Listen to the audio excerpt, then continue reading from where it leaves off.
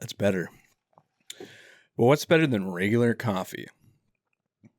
We've all seen these whiskey coffees.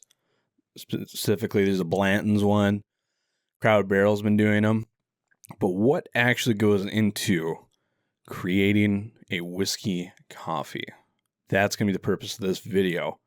I'm going to show you how you can make your own whiskey coffee, as long as you have a roaster of some sort.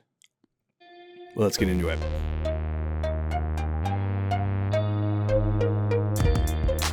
If you've been around the podcast for a while, you might have heard us talk about our jobs at roasteries. A lot of my co-hosts have worked there. And a while ago, we got back and started a little project to create a whiskey coffee. And the first thing that you need to do is you need to have some whiskey and some wood, or a barrel.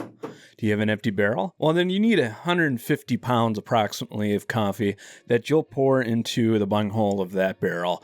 And then you'll wait multiple weeks every day agitating the thing until it comes to the desired flavor impact, which for us in the experiment we did not use full-size barrels, but we'll get to what we used in a second.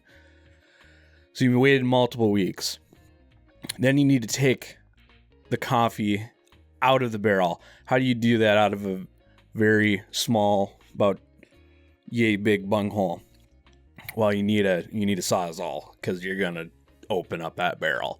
So you open up that barrel, you get the coffee out. Then what do? Well, coffee's not actually ready at this point. You need to roast it. Imagine a cherry. And you know those pits in the cherry?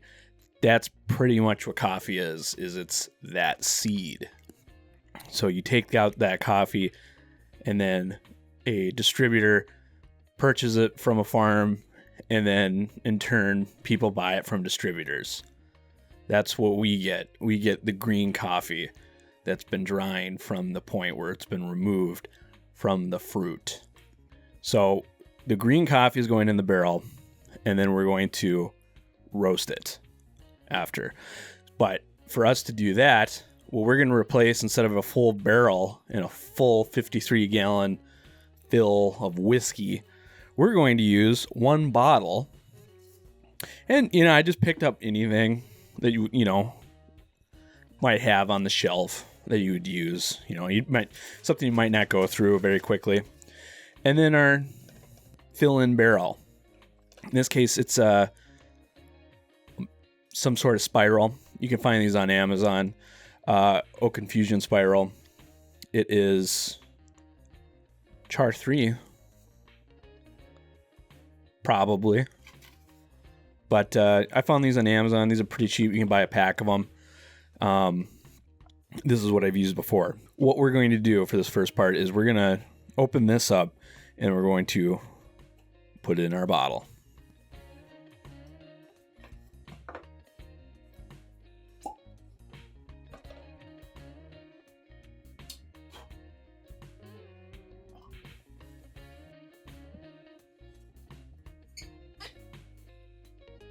All right, so we just put our little piece of spiral oak into our sacrificial bourbon. Now what do? Simply add the infusion spiral to a standard bottle of rum, tequila, or moonshine. Well, we did not abide by the instructions on that. You will notice a color change within days, and can begin sampling after a week to determine the perfect effect. Flavor will be completely extracted at 2 weeks. That's what we're going to do. We're going to wait 2 weeks on this. Remember, we are only, for the purpose of making the whiskey coffee, we are only worried about this wood. This is what we're going to be using down the road that will impact our coffee. The bourbon is just a byproduct of this. So any change to this bourbon is a complete pretty much an added benefit to this experiment. What we could do is, if you wanted to find out what the impact of that particular wood was, you would take a sample for pre-wood infusion, and then maybe, every couple days you can come back to it, try it, see what it does. And then after 2 weeks, which is what we're going to do, it might be terrible. It'll be completely different. I have done this exact thing with a 1.75 liter of Evan Williams and 2 oak spirals when the last time I made this whiskey coffee. But I've never used this particular whiskey. Hopefully it's good. I've never heard of it. Hopefully it's good. That's going to do it for this one. We'll see you in 2 weeks. All right, and just like that, it's been 2 weeks. And in that time period, I have been completely sick. But ready or not, we got to switch on to the next step. So our wood stave has successfully sat into our bottle of whiskey for 2 weeks. It's actually been over that. I think it's been like 3 now. Put it off. But after that 2 week period, it shouldn't impart too much more flavor or really do anything else. So shouldn't be a problem leaving that. Now what we're going to do is, remember, the whiskey is just a byproduct for the coffee. So we just need that piece of wood stave to move on to our next step. So we're going to transfer the bottle, try to get that wood stave out of there, and then I'll show you what we do with that next. So let's transfer that bourbon. So we just transferred it out. So if you were actually concerned that I used the old Rip Van Winkle whiskey, totally did. No, I'm kidding. I used this Buffalo Trace because I had a lot extra, and thought it was a good gig. So the joke's on you. There you go. The fun part about this is now, I have more Buffalo Trace bottles, so I can compare extra little oak impact from our experiment to other bottles. So, that's what's fun. You can compare. If you can get like a cheaper bottle, do some experiments too. There's no reason why you shouldn't be able to do that. Next step. So our wood stave is completely soaked, and it's kind of up to your discretion on how mildly moist you want that wood stave to be before you add it into your coffee. I've seen some people recommend it not to be just completely soaked. Maybe just let it, get it to be a little bit drier. Our next step is acquire some green coffee. Now, what's green coffee? Green coffee is going to be the stage that most of your coffee roasters are going to receive bulk bags for the process, or the next step would be roasting. So a farmer would harvest the fruit, which will look like kind of like a cherry. So imagine that coffee bean is the pit of a cherry. That's kind of what's going on here. So usually what they do is there's a couple processes. Somehow they harvest the pit, we'll call it seed, whatever you want to name it. They harvest it from the fruit on the coffee tree, and you can either let it dry or you can remove it. Water, hand-picked. There's a lot of different ways, and that's kind of differences in flavor impact. So that's kind of cool. For us right now, I picked about a pound of Guatemala. I really like it. I've used it before. So I recommend picking a coffee that you just like on its own. And then you can even recognize the flavor impact and the differences later on, rather than just selecting random coffee.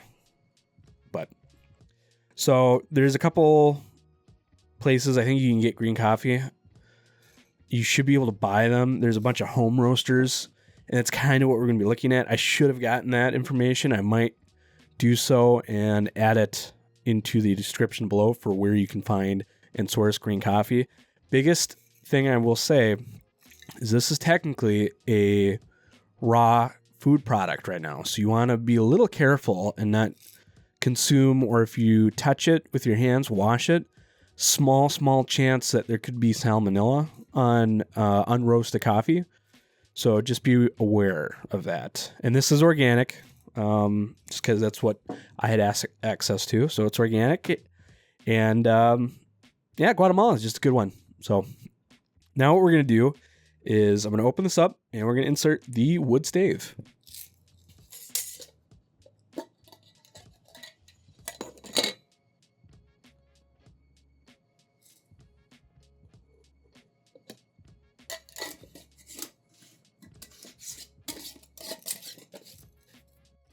So now that I have it inserted, it's completely submerged in the middle of the jar. I would recommend kind of giving it some shakes or gently rolling it because it is so wet. And the biggest problem that this could impart to the coffee is we just introduced a lot of moisture to these beans, and we don't want to cause rotting or mold. That's about the only risk that could happen. So we kind of want to make sure that we evenly distribute the whiskey, especially on such a wet stave like this. And then over the coming days, at least once a day, come back to this and agitate that so you can introduce new coffee to that wood stave, and you're not just imparting that moisture to the same beans. Because moisture is where the flavor is, and we want to make sure that we evenly coat it as much as possible. So that's what we're going to do now.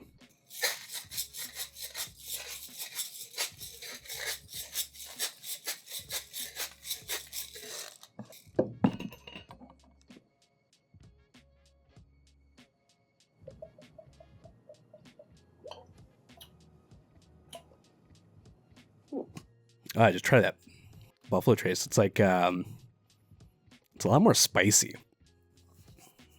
It's not over oaked. It's just spicy. It's interesting. Hopefully you just saw I agitated that pretty good. Like I said, come back at least once a day, agitate it. And we're going to do that for about 4 weeks. That's what I found to be best for the way I've done it. We've actually done some different testings on these to see what kind of time period it is. And it definitely seems like after 2 weeks, it implements the most flavor. And then at that 3 and 4 week, it definitely dies off. But at 4 weeks, it seems like it's the best for us, or for me, I should say. Up to this process, you can do it with any spirit you want to. You can do it rum, tequila, mezcals, peated scotches. I've done those before. Rye even. So it's all pretty fun, and you can do a lot to it.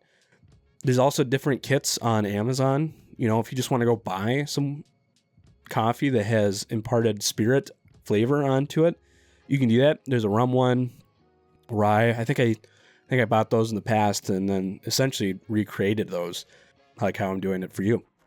But 4 weeks, that's what we're gonna do. And I don't know, is that it? I think that's it. Never done this with Buffalo Trace before. It might taste a little bit different, but it'll be interesting nonetheless. So, see you in 4 weeks.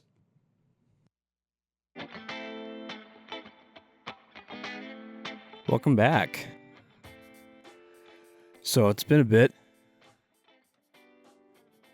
if you can't tell. It's been about 3 months. So, I know originally in these earlier videos, we were talking about how long should you keep your stave in your whiskey coffee, and I said about 2 weeks, and that still holds true, but I kind of, time slipped away. Time keeps on slipping,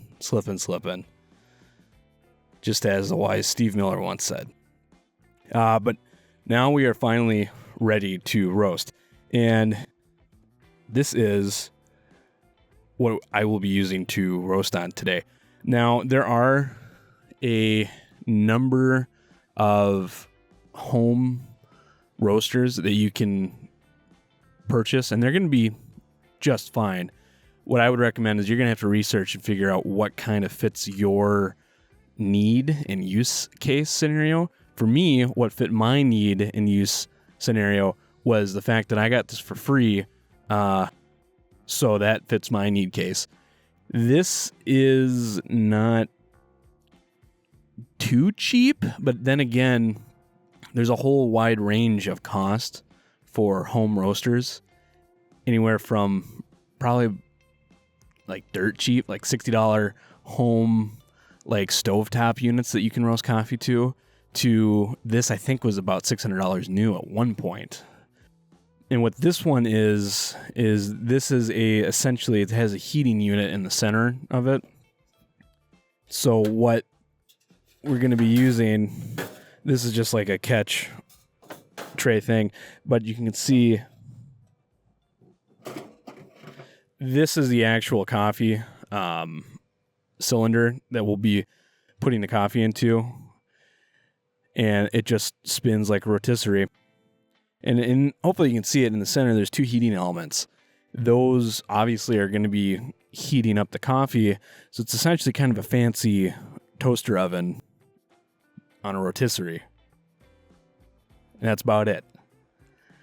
There are air units you can use, which I have heard good things. So, like I said, I would do research and figure out what fits your price range and your uses the best. But for me, I have done enough on this to where I have a kind of a consistent profile that I use to roast these whiskey coffees.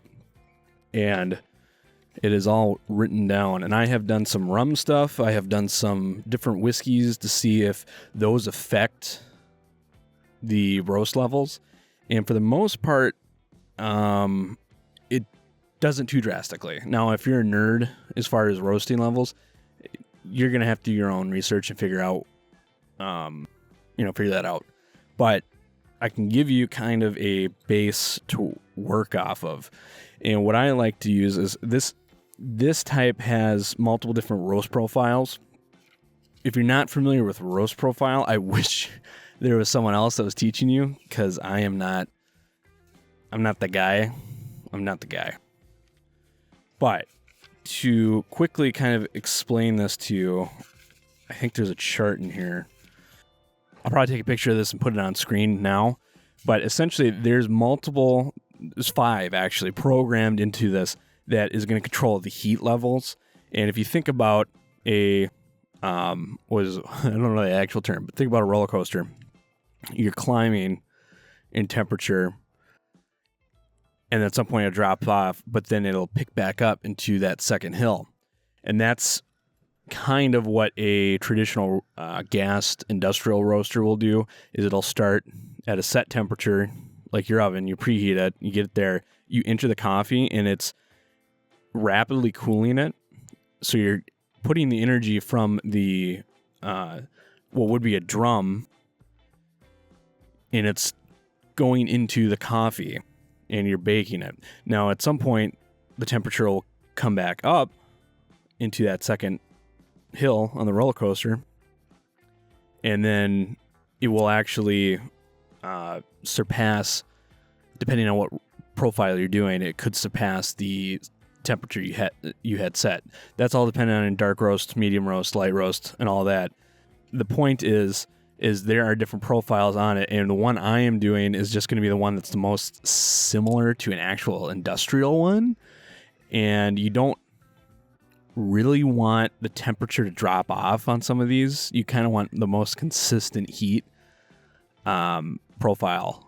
And then there's a whole thing with like air, and it gets complicated if you want it to get complicated. So there's a bunch of preset programs, and the combination that we are going to be doing on this is going to be a profile 1 pound program, but we're actually going to actually fill it about a half pound. The reason for that is I don't believe that this unit has enough power to consistently roast a full 1 pound batch of it. So we're going to split it up into 2 half-pound batches, but still tell it it's a 1 pound batch so we get the most heat and power from this unit. these units have a heat profile, so they'll heat up for around 13 minutes. Actually, we're going to do 13 minutes 20 seconds for the roast, and then it'll have about a 13-minute cool down. And usually big roasters have a actual tray that you dump out after the roast is done, and then it cools down in there. This doesn't have a tray. The rotisserie cylindrical thing is also the cooling tray. So it does about a 26-minute total roast time in there. Really fascinating stuff. If you want to get into it, research it on your own. You'll kind of figure out the differences between a bunch of these styles of home roasting. I am not a home roaster. I'm not even really a roaster. I just work at one. I'm the IT guy. Not even the IT guy. So I'm going to program this up into that half pound, and then we're going to get to roasting.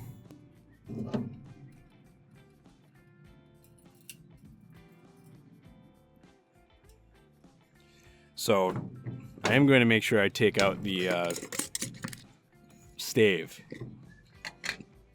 on this, but I do have a scale, but I'm lazy, so I'm going to eyeball it. It's not super precise. The smell on this is actually green apple. It's kind of nice.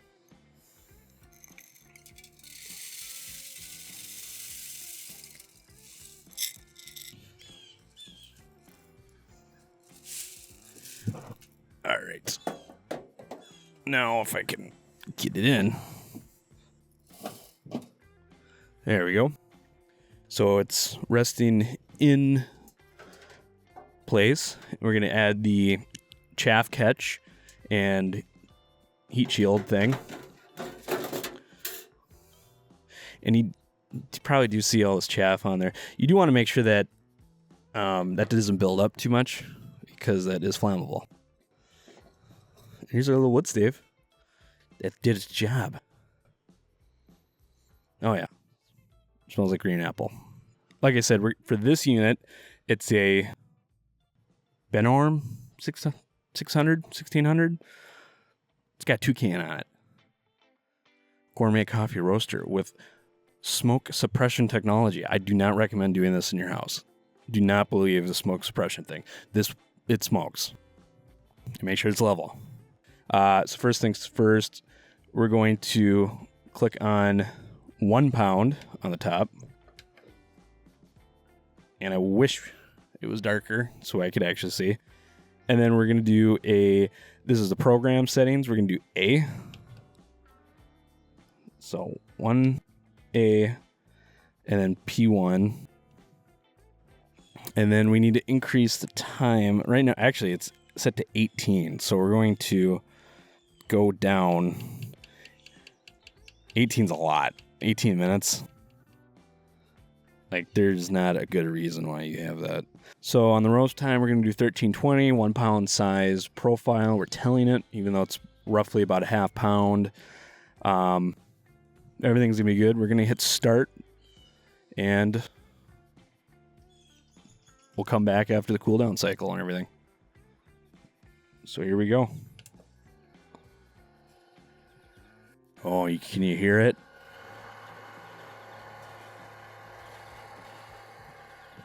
Yeah. All right, so we're getting to about 3 minutes into the... actually 10 minutes into the roasting. We have about 3 minutes left. And usually you can get to first crack around 2 minutes to 1:30. It kind of depends on a couple things.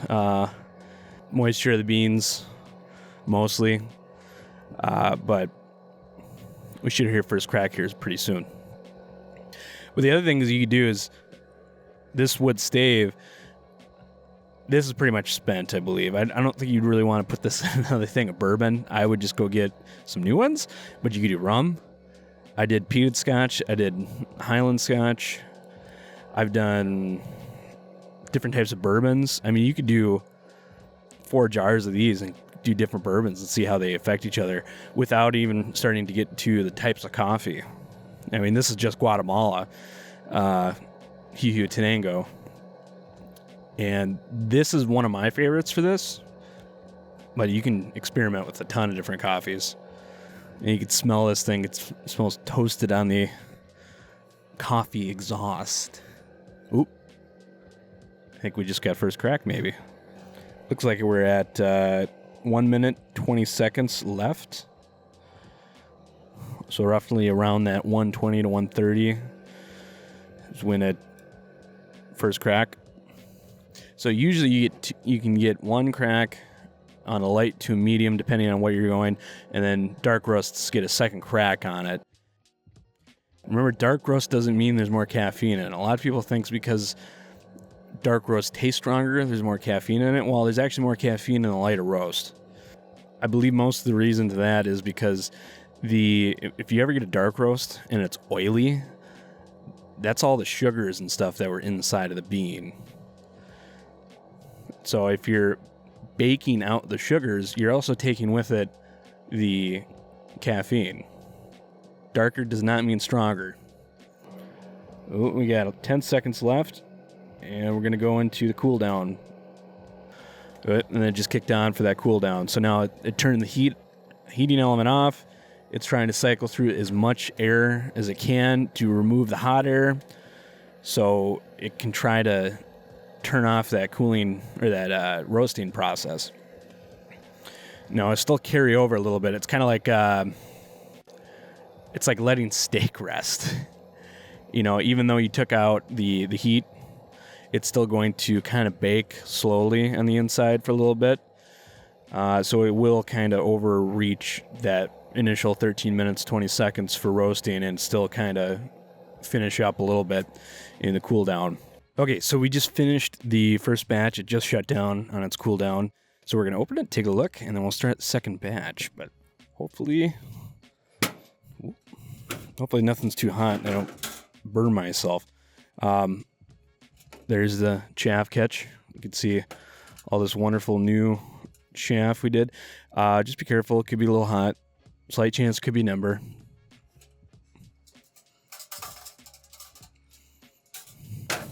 It's gone now. And we will pick this up. So that, oh, it's such a weird angle. There we go. There we go. Oh, that looks pretty nice. So what we'll do is we'll undo this. I'll put it in this Pyrex. We'll take a look.